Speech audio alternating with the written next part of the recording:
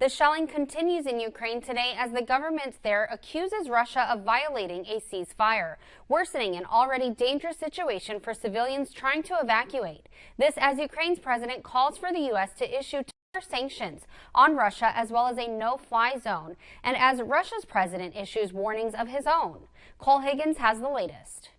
Ukrainian President Volodymyr Zelensky again calling for U.S. assistance in establishing a no-fly zone in his country and harsher sanctions on Russia.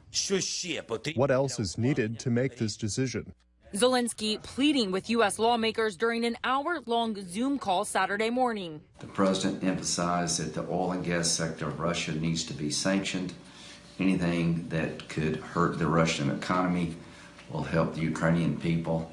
Russian President Vladimir Putin calling the sanctions already introduced on his country, quote, equivalent of a declaration of war. Putin also says he would consider countries imposing a no-fly zone over Ukraine as participating in the conflict. The U.S. and NATO say they still oppose implementing a no-fly zone over Ukraine. The world is united in support of Ukraine and against Russia's aggression. U.S. Secretary of State Antony Blinken pledging financial aid for the growing refugee crisis while visiting a refugee reception center in Poland. More than half of the over 1.3 million refugees fleeing Ukraine have crossed into Poland, according to UN estimates.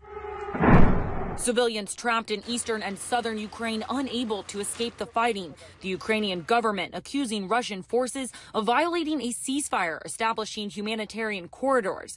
The Red Cross says the operation is postponed following Russian forces' continued shelling.